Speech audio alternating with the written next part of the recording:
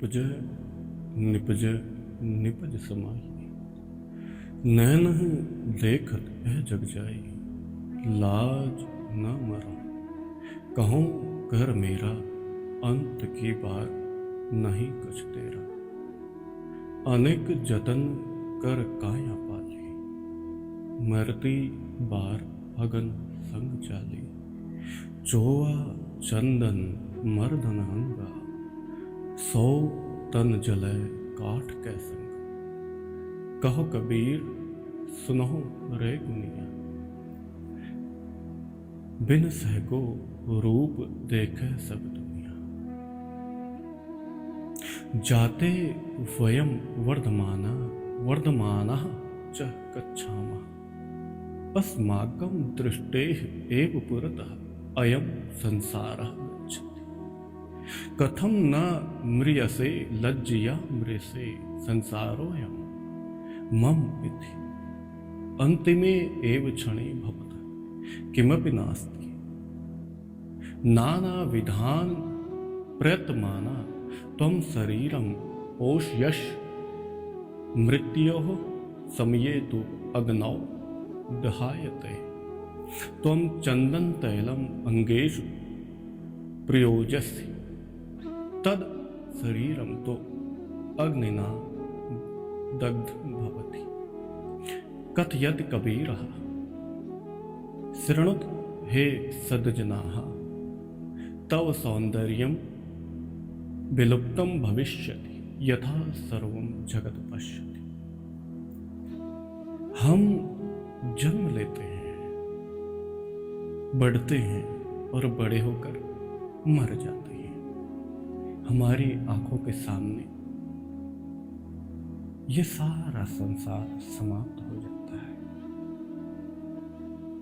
कहते हैं कबीर, तुम शर्म से कैसे नहीं मर सकते, यह दावा करते हुए कि यह दुनिया जो कुछ भी दिख रही है ये मेरी है।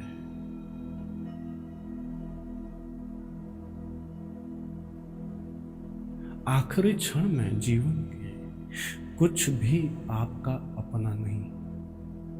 अनेकों तरीकों को आजमाकर जब आप अपने शरीर को संजोते हैं, परंतु मृत्यु के समय वह अग्नि में जला दिया जाता है। तुम अपने अंगों पर, अपने शरीर पर चंदन का तेल लगाते हो, परंतु उस शरीर को लकड़ियों के साथ जला दिया जाता है। कहते हैं कबीर, हे पुण्यात्मा लोगों, सुनो, तुम्हारी सुंदरता लुप्त हो जाएगी एक दिन और सारा संसार देखेगा।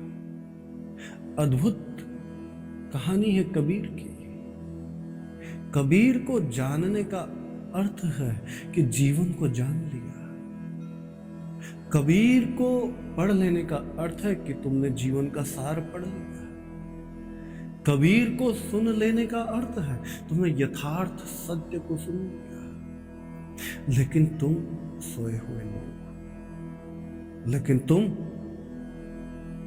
अभी मुर्दा लाश,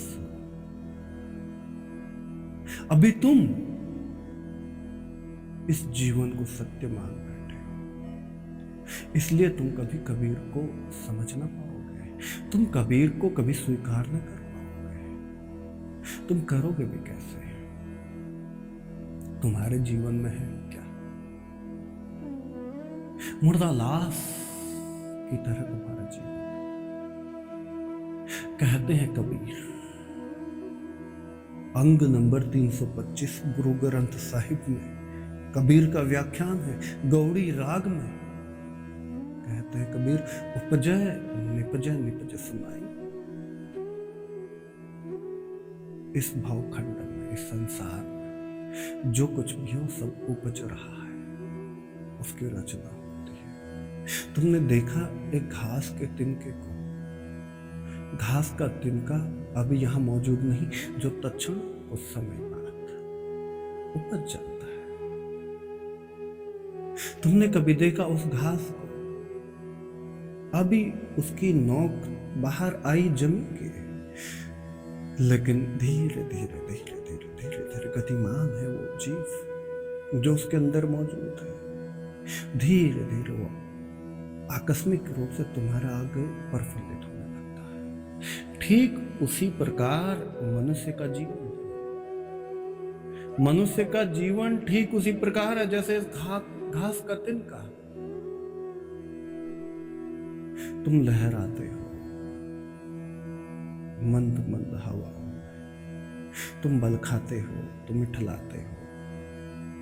इस हवा के झोंके के साथ तुम तरंगित हो उठते हो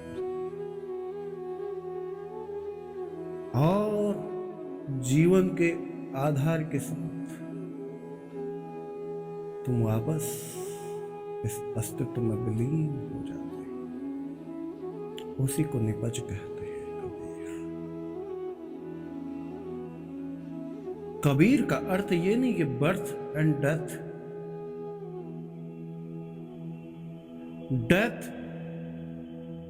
एंड बर्थ के बारे में कबीर कभी तुम्हारे साथ खड़े ना हो। तुम तो कहते हैं कोई पैदा हो गया, कोई मर गया, लेकिन कबीर कहते हैं कि कुछ पैदा नहीं होता, उपज परमात्मा की वापस परमात्मा में विलीन हो गई। जन्म लेने का अर्थ है कि मैं कुछ हूं, उपजने का अर्थ है कि मैं कुछ नहीं, प्रभु जो कुछ है तो तेरा ही है। पूरी कायनात तेरी, जीवन तेरा, शरीर तेरा, ये संसार तेरा। अब फूल प्रफुल्लित हुआ, जवानी आई, तुम किसी दूसरे शरीर के साथ आलिंगन करने के लिए प्रयत्नशील हो जाते हो। अब तुम्हारी उपज हुई, अब कई तादाद में तुम्हें घेर लेंगे, तुम्हें पकड़ लेंगे।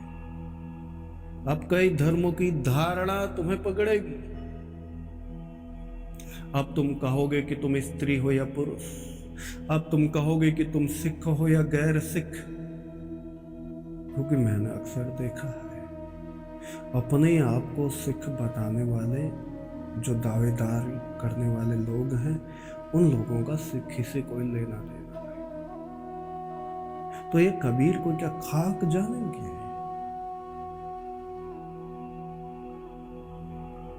कबीर तुम्हारे हिंदू, मुसलमान, सिख, ईसाई को कोई तवज्जो नहीं देते, देंगे भी नहीं। कबीर तुम्हारे किसी के सगे नहीं है। कबीर के सामने जाओगे तो काट डालेंगे। कबीर की तलवार बड़ी अटपटी है जो कभी किसी को ना छोड़ेगी। तुम अभी उपज गए हिंदू के रूप में, तुम कभी उपज जाते हो सिख के रूप में, तुम उपजने लगते हो मुसलमान और ईसाई के रूप में। और तुमने कभी कल्पना ना की हो, हिंदू, मुसलमान, सिख, ईसाई, जितने भी ये धर्म संप्रदाय हैं, जितनी मान्यताएं हैं, जितनी ये धारणाएं, सिद्धांत हैं, सारे के सारे एक दिन शमशान की राख में विलीन हो जाने वाले। ये सारे के सारे जलकर राख हो जाएंगे। ना इनका कोई धर्म बचेगा, ना कोई धर्म ग्रंथ, शास्त्र, किताब बचेगा। सबको राख होना ही पड़ेगा। कबीर की वाणी थोड़ी अटपटी है। कबीर कहते हैं उपजय निपजय निपज समाई। उपज हो गई तुम्हारी रचना। हिंदुओं में एक कहानी है, बड़ी अद्भुत कहानी। कहते कि ब्रह्मा ने सृष्टि की रचना की। कभी हिंदुओं ने ऐसा नहीं कहा कि सृष्टि को पैदा करने वाला ब्रह्मा है, ऐसा कभी नहीं कहा। रचना मतलब एक कलाकारी, कलाकार।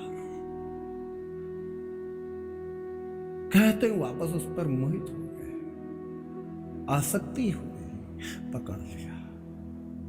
तत्क्षण कहते हैं उस आसक्ति वश ब्रह्मा उसके पीछे भागने लगे और शिव ब्रह्मा का 5वां सिर काट देते हैं। कहानी थोड़ी अटपटी मालूम पड़ती है, लेकिन एक कहानी है मनुष्य चेतना की। तुम जिस चीज का भी निर्माण करते हो, तुम जिस चीज का भी गठन करते हो, जिस चीज की भी रचना करते हो, तुम उस पर दावेदारी करते हो, ठीक उस ब्रह्मा की तरह जिस ब्रह्मा ने कहा कि कायनात मैंने बनाए, और ब्रह्मा भी विलुप्त हो गया, विलीन हो गया, क्योंकि ऐसा कोई ब्रह्मा था नहीं। ब्रह्मा का अर्थ होता है जो ब्रह्मवेता, ब्रह्म को जानने वाला प्रत्येक जीव है। ब्रह्म बोधि प्रत्येक जीव हो सकता है, ऐसी संभावना तुम्हारे पास है। उपजय निपजय निपज समाय। अब तुम्हारा शरीर से जितना भी रचनाएं होती हैं, तुम उन सब को पकड़ने लगते हो। पुत्र के रूप में, पुत्र के रूप में, पति पत्नी, भाई बहन, अनेकों अनेकों संबंधों के रूप में तुम इसको पकड़ने लगते हो। अब तुमने रचना कर ली, जिस चीज की तुम रचना करते हो उस चीज पर तुम आसक्त हो जाते हो, उसमें तुम तल्लीन हो जाते हो, तुम कहीं खो जाते हो, स्वयं को तुम कभी उपलब्ध ना हो पाओगे। जब तक मनुष्य चेतना संसार में किसी भी चीज के साथ आसक्ति बनाए रखेगी, तब तक उस स्वयं को कभी ना जान पाए। मनुष्य चेतना एक भटकाव की तरफ अग्रसर है। कबीर जैसा व्यक्ति तुम्हें उस नींद से उघाड़ने का काम करता है, जगाने का काम करता है, जिस नींद में तुमने स्वयं को खो दिया, स्वयं को भुला दिया। स्वयं को भुलाने का अर्थ है कि तुमने परमात्मा को भुला दिया। अब तुम मरोगे, तुम्हारा पुत्र भी मरेगा, तुम्हारी पुत्री भी मरेगी, तुम्हारी पत्नी भी मरेगी, तुम्हारा पति भी मरेगा, तुम्हारा माता पिता कुटुंब सब कुछ मरेगा, और एक दिन तुम्हारे परिवार के साथ साथ तुम्हारे सगे संबंधी भी मरेंगे, और उसके बाद एक दिन तुम्हारा संसार भी मरेगा, साथ साथ तुम्हारे धर्म और धर्म ग्रंथ की मान्यताएं सब कुछ मर जाएगा। मरना ही पड़ेगा, ये प्रकृति का नियम है। जो कुछ भी उघड़ कर बाहर आएगा, वापस उस गहरे अंधकार में उसको मिटना पड़ेगा, वहां विलय होना पड़ेगा। हिंदू भी मरेगा, सिख भी मरेगा, मुसलमान और ईसाई भी मरेगा, और तुम एकाएक देखते हो कि सब कुछ जब मर गया तो वापस तुम जिसमें समाहित होते हो वही परमात्मा है, वही ओंकार, क्योंकि वहीं से तुम्हारा जन्म है, वहीं से तुम्हारे शरीर का विकास है, वहीं से तुम्हारे संसार का विकास। संसार और शरीर एक ही विद्युत, एक ही ऊर्जा के दो अलग अलग समीकरण हैं, लेकिन कुछ अंधे तथा कथित धर्म के ठेकेदार कहते हैं कि शरीर और संसार अलग अलग है, बल्कि ऐसा बिल्कुल नहीं। जिन 5 तत्वों से इस शरीर का जन्म होता है, उन्हीं 5 तत्वों से संसार का भी जन्म होता है। तुम्हारा शरीर उन्हीं 5 तत्वों से बना, पूरी कायनात उन 5 तत्वों से बनी।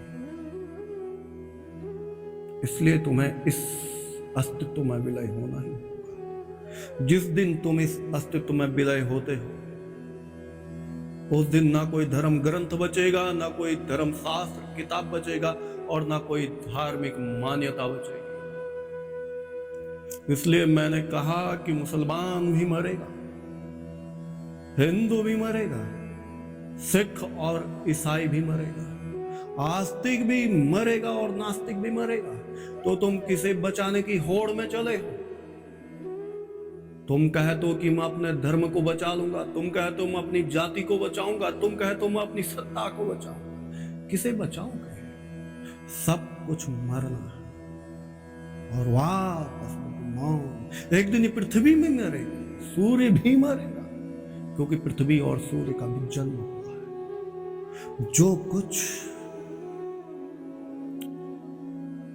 उपज रखता है, जिस चीज की उपज होगी उसे वापस मिलना ही, मरना ही। नयन है देखत जग जाए, अब तुम देखोगे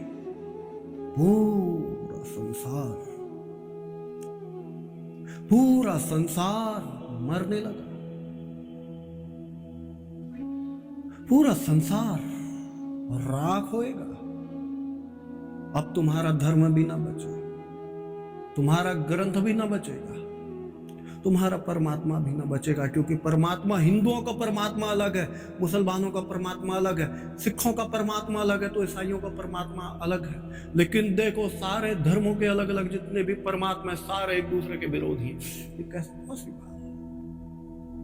इन सभी नकली परमात्माओं को भी मरना होगा। नैन देखत यह जग जाए। अब तुम देखो कि ये पूरा जो तुमने संसार रच रखा है, हिंदू, मुसलमान, सिख, ईसाई, आस्तिक, नास्तिक के नाम पर, धर्मों, ग्रंथों, शास्त्रों के नाम पर, जातियों और मान्यताओं, विचारधाराओं के नाम पर, ये सब मरेंगे, उनको मरना ही होगा। लेकिन तुम तब भी होश में ना आओगे। इतना जान चुके हो कि कबीर कहते सब मरने वाला, मरण धर्मा है सब कुछ। लाज ना मरो कहो घर मेरा। अब तुम्हें शर्म भी ना आए कि तुम्हारा घर है कहां। अब तुम कहोगे कि सरदार के घर में तुम्हारा जन्म हुआ, तुम इसलिए सिख हो। हिंदू के घर में जन्म हुआ इसलिए तुम हिंदू हो। मुसलमान के घर में तुम्हारा जन्म हो गया, तुम कहते हो तुम मुसलमान हो। ईसाई के घर में तुम्हारा जन्म हुआ तो तुम कहते हो ईसाई हो। किसी नास्तिक के घर में तुम्हारा जन्म हुआ तो तुम कहते हो तुम नास्तिक हो। लेकिन तुमसे बड़ा अज्ञानी है कौन? मैंने देखे बड़े बड़े धर्म ग्रंथों को पढ़ने वाले धर्मों के ठेकेदार, उनका कथन होता है, उनका व्याख्यान होता है। वो कहते हैं कि तुम्हें परमात्मा तभी अपने साथ मिलाएगा, अपने साथ विलीन करेगा, जब तुम अपने ही धर्म में मर जाओगे, अपने ही धर्म में आगे विस्तार करोगे। सबसे बड़ा झूठ यही शब्द रहा इन धर्म के पाखंडियों का। इन्होंने मनुष्य चेतना को इस तरीके से गुमराह किया कि मनुष्य स्वयं के सत्य को कभी जानने के लिए अग्रसर न हो पाया।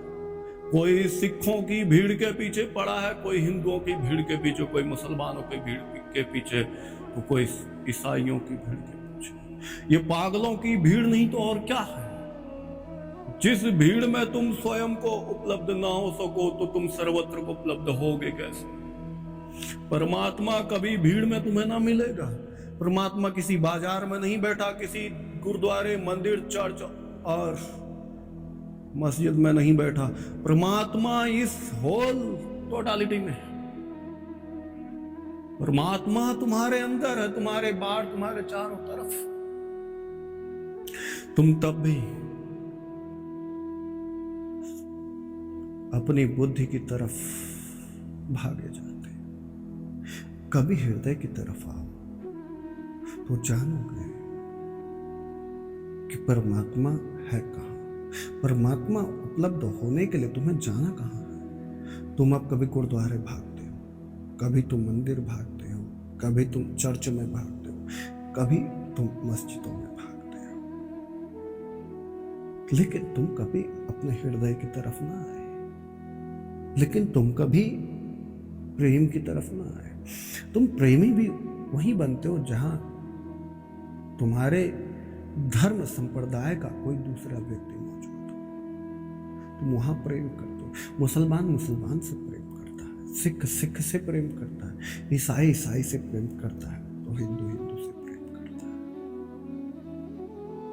हिंदू मुसलमान सिख ईसाई की बात कहां है? कबीर तो कहते हैं कि जो कुछ भी है वो तेरे अंदर है। सब कुछ है, वो जो बाहर, उसमें भी तू ही है, कोई दूसरा नहीं। इसलिए कहता लाज ना मरो कहो घर मेरा।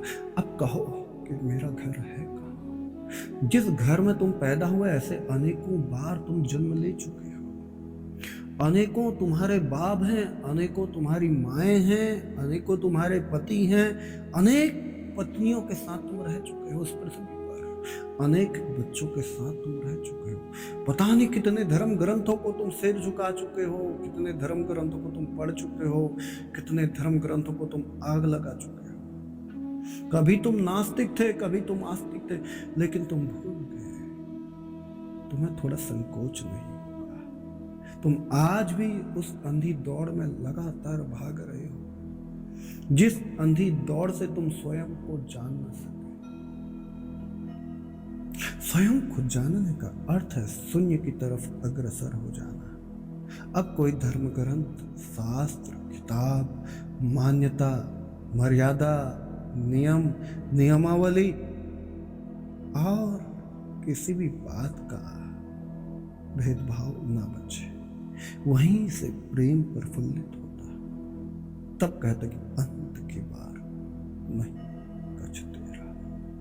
अब तुम्हारा कोई होगा ही नहीं, क्योंकि अब तुम्हें पता लगा मेरा घर शून्य में है, मेरा जन्म ही शून्य से है, शून्य से ही अस्तित्व का विस्तार, वापस अस्तित्व शून्य में समाहित होता है।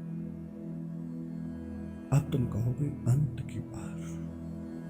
अब पृथ्वी गई, आकाश गया, सूर्य भी गया, धर्म गया, धर्म ग्रंथ गया, धार्मिक मान्यताएं गई, वो सारे का सारे सगे संबंधी, अलग अलग रिश्ते नाते सारे गए, जिनको तुम अब तक अपना मानते थे। अब तो तुम्हारा कोई रहा ही नहीं।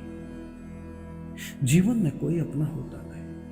तुम देखना, पत्नी या पति या माता या पिता या संतान, सगे संबंधी तुम्हारे साथ तब तक है जब तक तुम उनकी जरूरतें पूरी करते हो। जिस दिन तुम उनकी जरूरतें पूरी करना छोड़ दो, वो सारे तुम्हें छोड़ देंगे। ये जीवन सिर्फ अपनी जरूरतें पूरी करने के लिए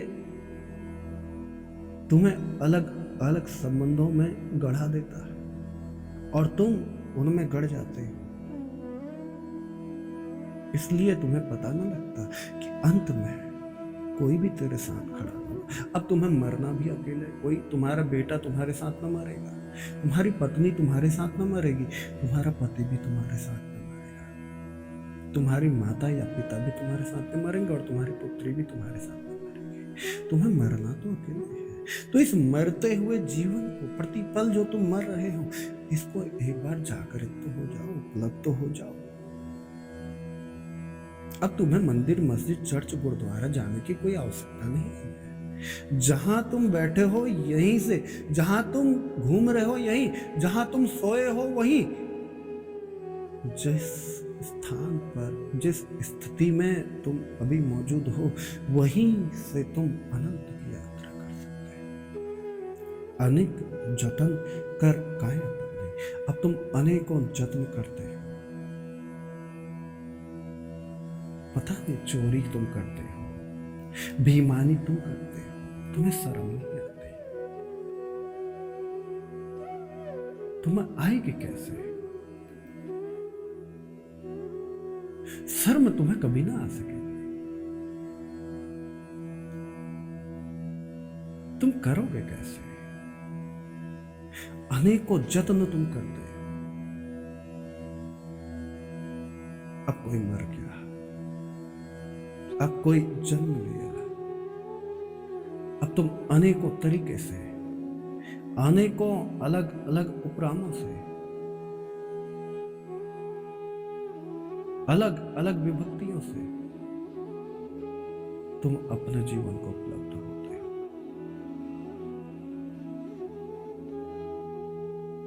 तुम जानोगे कैसे इस जीवन को? जीवन को जानने का सिर्फ एक ही तरीका है,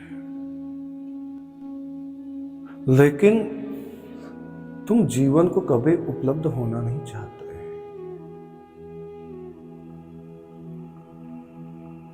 इसलिए तुम जीवन में सिर्फ उन्हीं को सत्य मानते हो जो चीजें तुम्हारे सामने मौजूद है।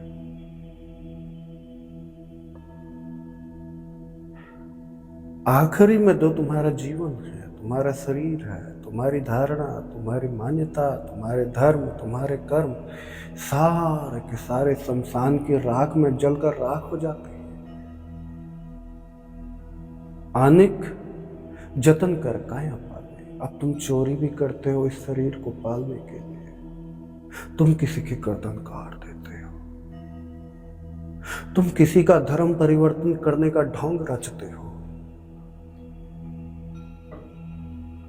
तुम कभी कभी किसी मंदिर, मस्जिद, चर्च, गुरुद्वारे में परमात्मा की प्रार्थना करते हो। वो सारा ढोंग है। सिर्फ तुम अपने शरीर को पालने के लिए, अपने बच्चों को पालने के लिए, अपने घर का खर्चा चलाने के लिए अब तुम लोगों को बेवकूफ़ बनाने की कोशिश करते हो, साथ साथ स्वयं भी बेवकूफ़ बनते हो। मैंने तो ऐसे भी लोग देखे हैं जो बच्चे पैदा करने के लिए परमात्मा से प्रार्थना करते हैं, लेकिन लोगों से 500 रुपये फीस जरूर लेते हैं। रिश्वत देकर तुम परमात्मा से बच्चे पैदा करवाते हैं, हालांकि जिसमें परमात्मा का कोई हाथ नहीं होता, हाथ किसी और का होता है। ऐसे कई बाबा लोग हैं इस धरती पर। तुम अपने शरीर को नंगा नाचना चाहते हो। तुमने देखा आजकल लोग अपना जिस्म फरोशी का धंधा करते हैं इस काया, इस शरीर को पालने के लिए। धर्म के नाम की उन्होंने मुद्रिका पहनी हुई है। अब लोगों को लूटने का कार्य करते, लेकिन है चोरी, लूट मार का काम है। कोई सड़क पर लूटता है लोगों को, कोई धार्मिक स्थानों पर लूटता है लोगों को। है दोनों लुटेरे। इसलिए मैं कहता हूं कि लुटेरे का कोई भी चेहरा हो सकता है, चाहे वो धार्मिक हो या अधार्मिक हो।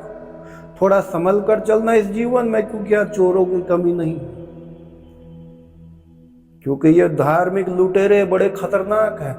ये तुम्हें महसूस भी ना होंगे। सड़क पर लुट जाओगे, तुम्हारा सामान चोरी हो जाएगा, तो तुम्हें तब भी एहसास होगा कि तुम लुट गए, तुम्हारा कुछ ना बचा। लेकिन धार्मिक स्थानों में जैसे ही तुम लुट गए, तुम्हें एहसास भी ना होगा कि तुम लुट गए, तुम बर्बाद हो गए। लेकिन धार्मिक लुटेरे परमात्मा के नाम पर तुम्हें लूटते, क्योंकि उनको भी अपना शरीर पालना है। तुम खुशी खुशी वहां अपनी इज्जत लुटा लाते हो, खुशी खुशी तुम वहां लुट कर आते हो, लेकिन सड़क पर तुम अपनी खुशी से कभी ना लुटोगे। है लेकिन लुटे रहे। मरती बार अग्न संग जाली। अब अग्नि से तुम जल जाता तुम्हारा शरीर, जल रहा है। अलग अलग प्रकार के अग्नियां। कई लोग कब्रस्तान में दफन है, कहते हैं कि अल्लाह उन्हें कब्र से निकालेगा। कोई अल्लाह तुम्हें कब्र से नहीं निकालने वाला। ध्यान देना, अल्लाह के पास यही काम छोड़ना है कि तुम्हें कब्रों से एक एक को निकाल कर तुम्हें उघाड़ कर देखे। अल्लाह इतना बेवकूफ नहीं। लेकिन मुसलमान का जो मौलाना है, उससे बड़ा बेईमान लुटेरा कोई दूसरा न मिलेगा। वो तुम्हें लूटने का एक ढंग है।